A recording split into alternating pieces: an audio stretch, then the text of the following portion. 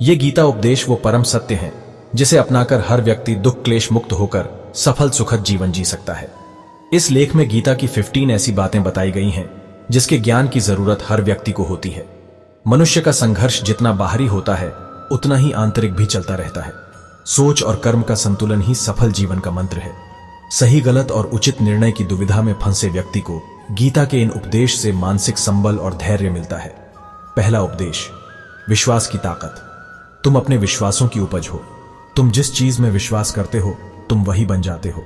जो स्वयं पर विश्वास करते हुए लक्ष्य की ओर बढ़ते रहते हैं उन्हें सफलता जरूर मिलती है। अगर व्यक्ति अपने लक्ष्य के लिए कर्म में पूरे मन से लग जाता है और उसे कर्म करने से खुशी मिलती है तो सफलता उससे दूर नहीं। दूसरा उपदेश, मृत्यु से भय व्यर्थ है। हर व्यक्ति के मन में मृत्यु का भय होता है। इस संसार का जब से निर्माण हुआ है तब से जन्म मृत्यु का चक्र चलता आ रहा है। यह प्रकृति का नियम है। इस सत्य को स्वीकार करके भयमुक्त होकर आज में जीना चाहिए। किसी को भी आने वाले पल के बारे में कुछ नहीं पता होता, लेकिन इस संशय में भयभीत रहने से जीवन नहीं जिया जा सकता। तीसरा उपदेश, कर्म सबसे ऊपर आता है। श्री कृष्ण अर्जुन से कहते हैं कि व्यक्ति कर्म करने के लिए ही पैदा हुआ है और बिना कर्म किए कोई रह नहीं सकता। फल की चिंता करना व्यर्थ है क्योंकि इससे मनुष्य का मन काम से भटकने लगता है। किसी कर्म से सफलता नहीं मिलती तो क्या हुआ, असफलता भी ज्ञान के द्वार खोलती है।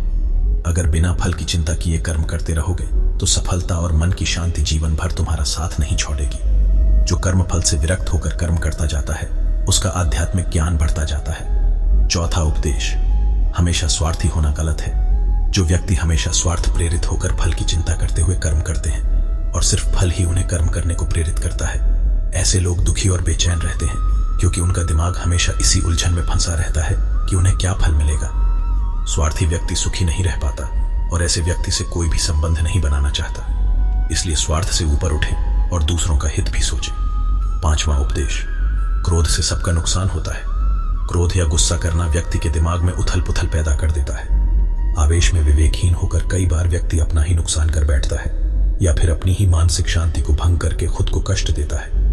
क्रोध की अग्नि में बुद्धि और तर्क नष्ट हो जाते हैं और व्यक्ति बिना विचार किए बस अपने अहम की तुष्टि करने वाले काम करता है। गुस्सा व्यक्ति की विचार शक्ति को पंगु बना देता है और भ्रम पैदा करता है। छठा उपदेश, मन पर कंट्रोल जरूरी क्यों है। मन का स्वभाव है कि यह आसानी से भटक जाता है।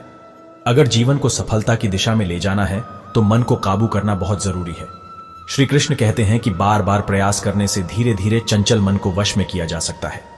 मन को वश में करने से दिमाग की शक्ति केंद्रित होती है जिससे कार्यों में सफलता मिलने लगती है। अगर मन को वश में नहीं करोगे तो यह आपका सबसे बड़ा शत्रु बन जाता है। सांतवा उपदेश, भगवानों में कोई छोटा बड़ा नहीं। इस संसार में ईश्वर कई रूपों में जाना जाता है। इनमें से कोई भी रूप बड़ा छोटा नहीं है। परमात्मा का हर रूप समान है। जैसे हर नदी अंत में सागर में जाकर मिलती है, वैसे ही हर धर्म, मत और संप्रदाय की धाराएं परमात्मा रूपी समुद्र में समा जाती हैं। यह संसार परमपिता का ही स्वरूप है। वो हर कण में विद्यमान है। आठवां उपदेश, कर्तव्य पालन जरूरी है। भगवान श्री कृष्ण उपदेश देते हैं कि हर व्यक्ति को अपने कर्तव्य का पालन करना चाहिए। यही धर्म है। अगर अपने कर्तव्य का पालन नहीं किया जाता है तो मन में अशांति और दुख प्राप्त होता है। अपनी पसंद नापसंद, मोह बैर को किनारे रखकर अपना कर्तव्य करो। किसी अन्य व्यक्ति का कर्म आपको कितना भी आकर्षित करे, उसके प्रलोभन में ना आए। कष्ट में रहते हुए भी अपना कर्म करना दूसरे की नकल करने से श्रेष्ठ है। अपने कर्म और कर्तव्य का पालन ही जीवन का सही मार्ग है, क्योंकि कर्म करना अकर्मण्यता से हमेशा बेहतर है। कर्तव्य में दोष देखकर पीछे न हटे, क्योंकि हर कर्म में कोई ना कोई छोटा बड़ा दोष हो सकता है। जैसे अग्नि के साथ धुआं भी होता है। सदैव कर्म करो। कर्म करने से पहले विचार करो, लेकिन बहुत ज्यादा विश्लेषण मत करो। अधिक विश्लेषण संशय और अकर्मण्यता पैदा करता है। नौवां उपदेश, ध्यान करने से परमात्मा को अनुभव किया जा सकता है। श्री कृष्ण कहते हैं कि शारीरिक कर्म से ज्ञान का मार्ग उच्च है और ज्ञान मार्ग से भी ऊपर ध्यान मार्ग है।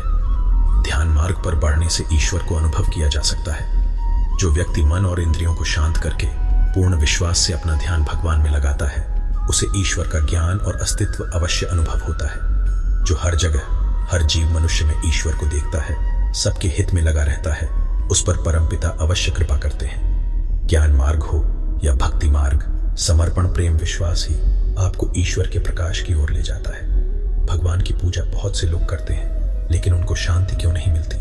क्योंकि भगवान आपके मन में निवास करता है, उसे पता है कि आपका भाव क्या है।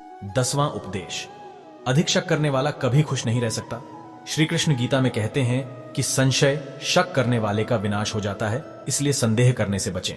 अधिक संदेह करने से मन की शांति भंग हो जाती और व्यक्ति भ्रमित होकर अपने संबंधों को नष्ट कर डालता है।